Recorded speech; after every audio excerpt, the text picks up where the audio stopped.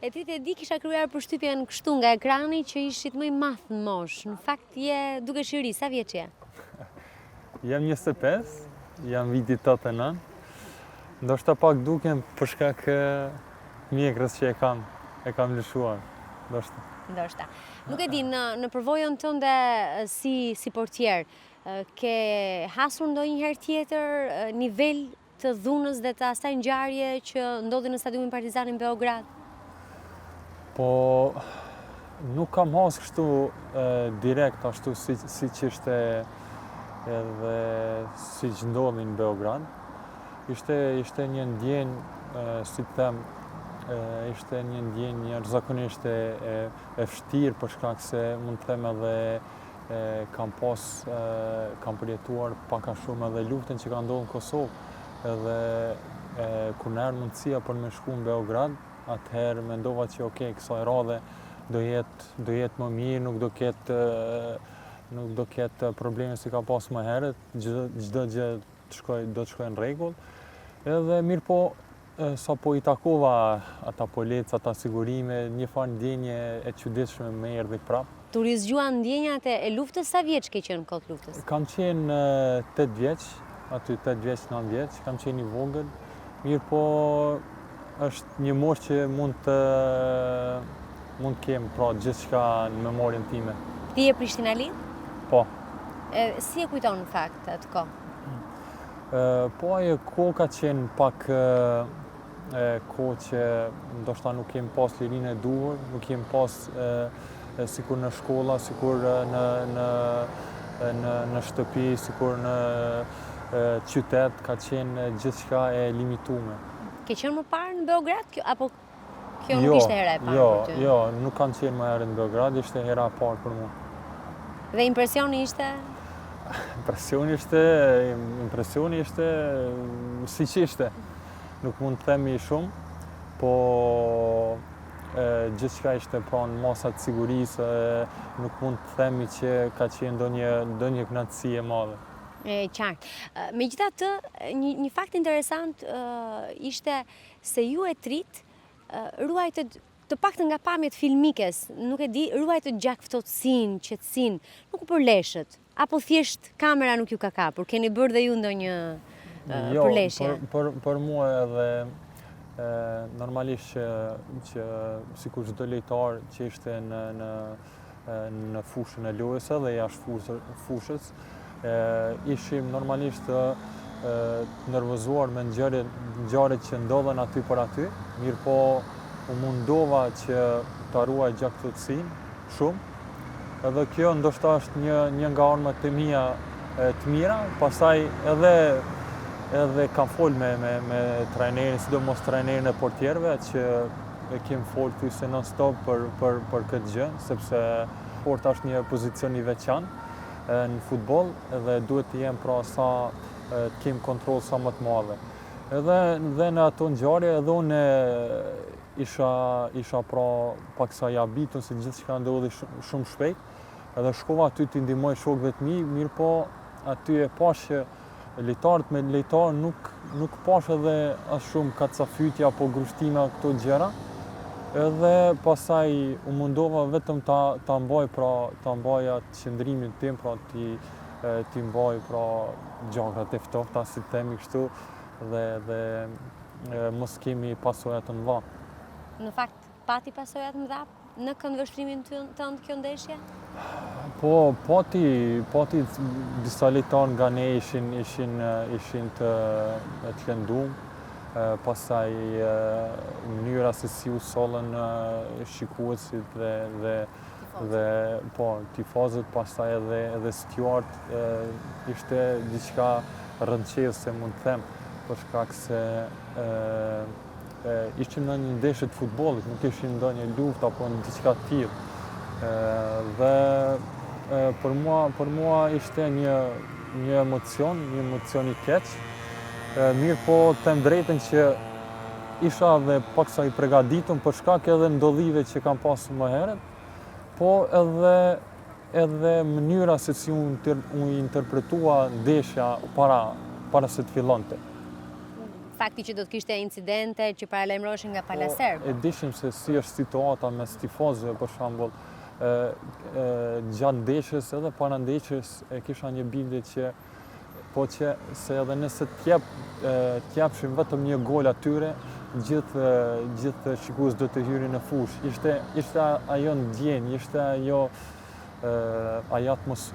atmosfera e tillë që na bëri të ndjehem pra. Megjithatë në ato 45 minuta lojë, ju e mbrojtët portën më së miri. Po mirë, ishte mirë, luajtëm mirë në mbrojtje, në fillim kishim pak probleme, ndoshta për shkak të kundërshtarit që në letër ishte më superior, pra kanë kualitete më të mëdha, mirë po ne luanim si skuadër, luanim më mirë,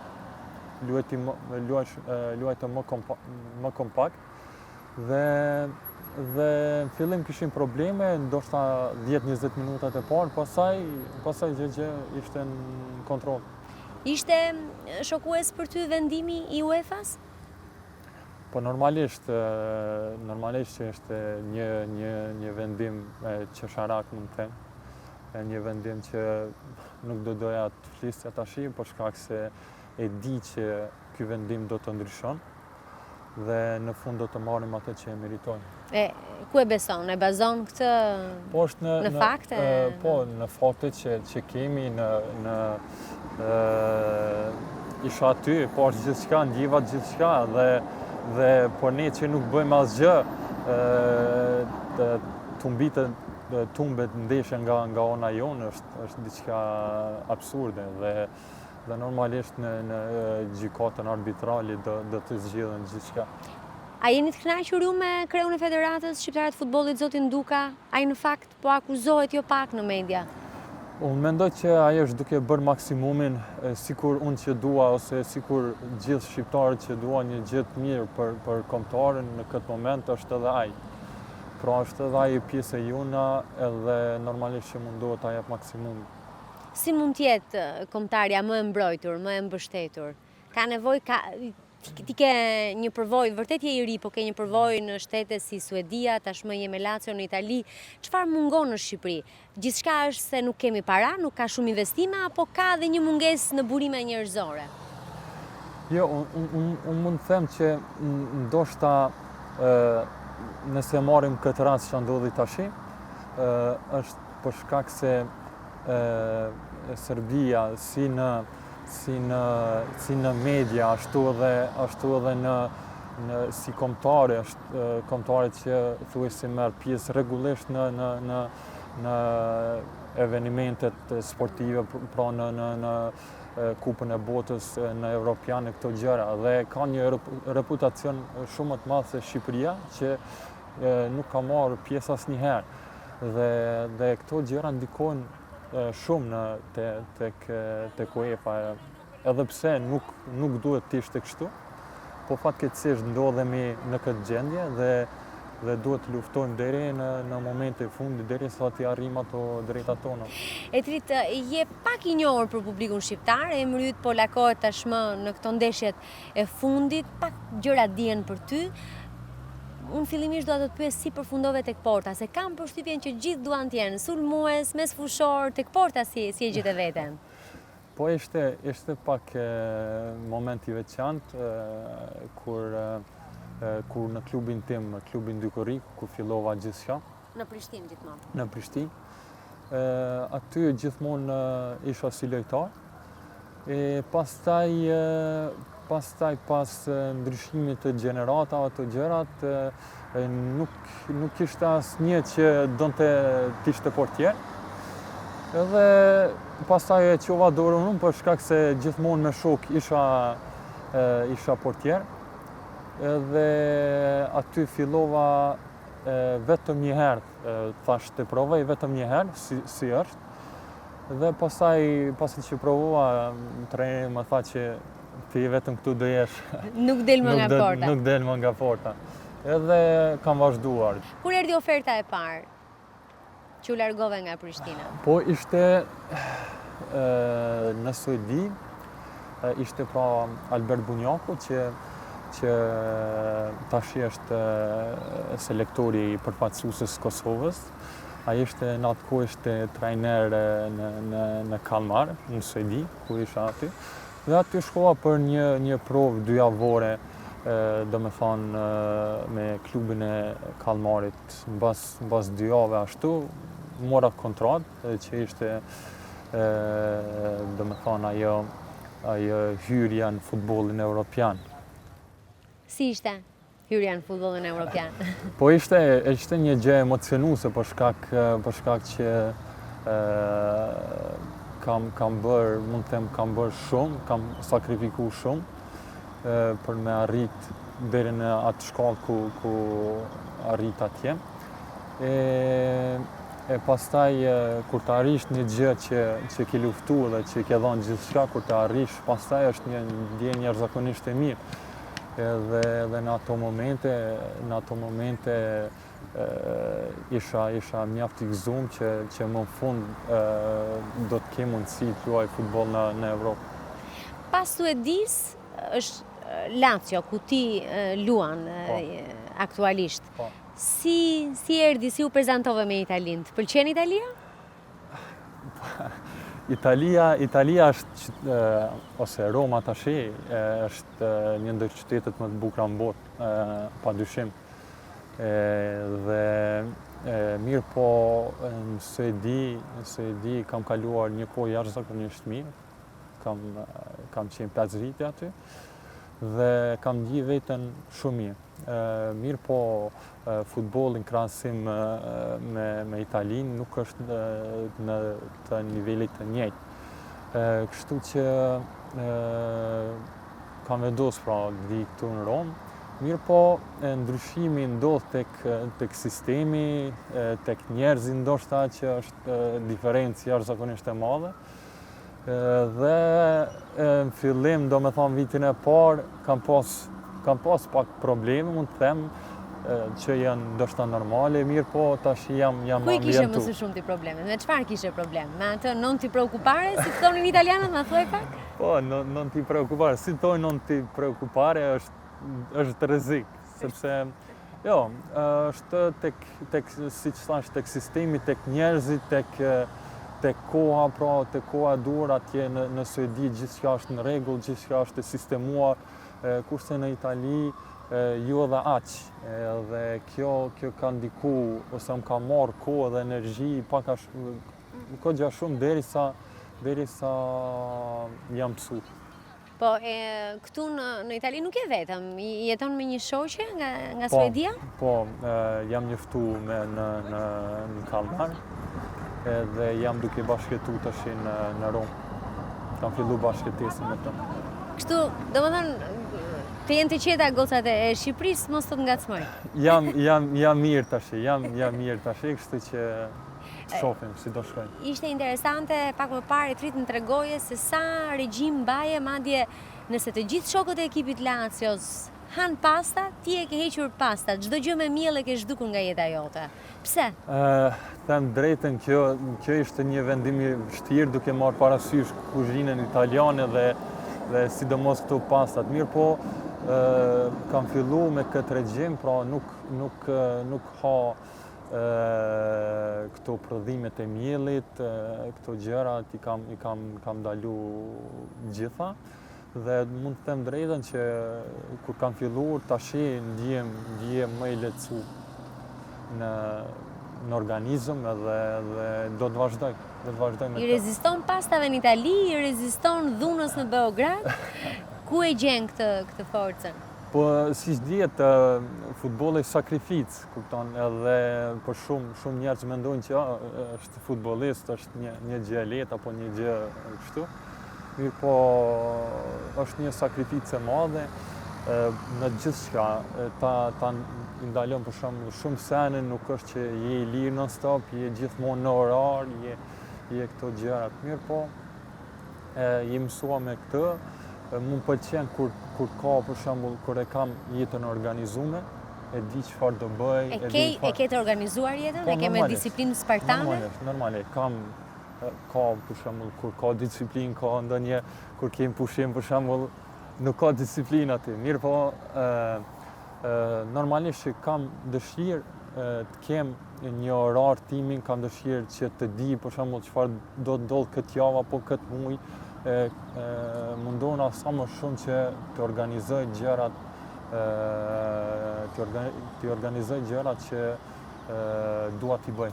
Çfarë të kanë këshilluar prindrit? Prindrit më kanë këshilluar gjithçka, edhe Po një gjë që e kanë me shumë me ra. Normalisht para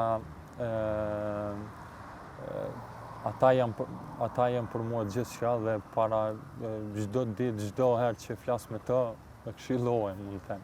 Edhe mund ta marr këtë rast që sa isha në Kallmar, për mua ishte komplet ndryshe nga Prishtina, sa edhe kam pasur isha vetëm, nuk isha pra familje, nuk isha edhe shok që njihja atje. Edhe në fillim ishte shumë vështirë, mirë po edhe isha shumë afër që të kthehem, për shkak se mënyra e jetesës, ndoshta edhe pak koha atje që ishte më e ftohtë, apo mund të them që atje isha në sezonën e dimrit, kështu që sezona e dimrit atje bën që njerëzit në orën 5 mbas dite nuk dalin nga shtëpia, kështu që për mua ishte një gjë, çfarë ku erdha. Kështu që ata gjithmonë më kanë dhënë kurajo që nga ai moment, edhe kanë qenë duke marrë parasysh çfarë rrugë kanë bërë për të arritur deri aty. Të kanë edukuar kështu me këtë sensin e patriotit, e flamurit, e kombit, ti je shqiptar, do të luash gjithmonë me kombëtaren tënde? Po normalisht, ne për shembull në Kosovë mësojmë këto në shkolla, është rrethi, janë gjitha gjërat që për ne Shqipëria, Kosova, Shqipëria etnike, siç i themi ne, është gjithçka për ne, edhe e shohim prapë si mundësi e mirë e bashkimit gjitha trojet shqiptare, dhe ndoshta kjo lojë që ka ndodhur prej ndoshta shumë minusave që kemi marrë nga UEFA apo nga gjë, kemi marrë një plus shumë të madh, kudo që shkojmë, pra flitet për kombëtare, flitet për Shqipërinë e madhe, flitet për këto gjëra, kështu që për mua që kur kam qenë i vogël kemi pas shumë problem, sidomos ne që jetojmë në Kosovë, kemi pas shumë problem me regjimin e ato gjëra, dhe kemi luftuar gjithmonë që ta prezantojmë Shqipërinë sa më denjë. Po jo gjithë futbollistët me origjinë shqiptare kanë zgjedhur kombëtaren e tyre. Për shembull, rasti Januza, i cili është debatuar dhe është rikthyer së fundmi edhe me disa ngacmime në rrjetet sociale. Ju si e komentoni? Për shembull, nuk e din, e njeh Januzaj nga afër? Jo, nuk. Si e vlerëson zgjedhjen e tij? Po secili e bën zgjedhjen personale, mirë po nuk e di tash mund ta kuptoj, janë për ne ndoshta shqiptarët kemi dëshirë që ai të vi këtu, kupton? Mirë po shqiptarët që lindin jashtë e kanë një ndjenjë ndoshta jo sikur ne që e kemi, kupton? Edhe ndoshta nuk e ndjejnë veten se janë pjesë e jona të them, apo pjesë e kombëtarëve shqiptare. Kështu që gjitha zgjedhjet çfarë bëjnë lejtarët mund t'i kuptoj, për shkak se kam pasur edhe mundësi pra që takoj lejtarë tjerë shqiptar, cilët kanë lindë për shembull në rast të them në Suedi, dhe ndoshta nuk e kanë ndjenjën se kam unë për Shqipërinë. Mirë po dojnë të luajnë për Shqipërinë normalisht, mirë po kjo gjë do të ndryshoj shumë, kam thënë edhe më herët, kur ne të arrijmë të të kualifikojmë në një kampionat Po pak evropian më apo parë në më thej që botëror. po pres të kualifikohemi dhe do t'ja them ja dy llafe Januzajt. Se jam kurioza, unë dua t'i paraprit, çfarë ke menduar? Ja, për mua është shumë e rëndësi tash ata që lojtarët që vinë në kombëtare të dhajnë maksimumin e të vinë, për me dhënë maksimumin. Ata për shembull që janë do vija apo s'do vija, po këto gjëra është për ne është shumë më mirë që mos vinë fare, sepse tash kemi një grup cilët gjithë e dhajnë atë maksimum, gjithë e dhajnë atë atomin e fundit në fush, edhe për me marrë një fitore, për me bërë një sukses që Shqipëri si mungon. Futbolli nuk është lojë individuale, është lojë kolektive. Edhe po ta shikojmë tash kombëtarën tonë, jem shumë të lidhur me zeti si në staf, me lojtarët, pra është një grup jashtëzakonisht i mirë që mund të bërë gjëra të mëdha. Ti i prite të gjitha topat e mundshme atë ditë në ndeshje. Të vjen keq që golin ta bëri UEFA? Po, nuk do ta bëj.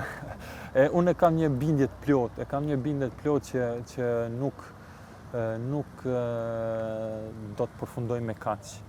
E di, kam atë bindje, sepse ne nuk ishim pra fajtor, ne nuk ishim ata që bëjmë gjithçka pra ka filluar qysh më herët, qysh me hedhjen atyre gjësende që kanë hedhur, mos ti prap aty. Mirë po mund të them që kam një bindje të plot që gjërat do të ndryshojnë.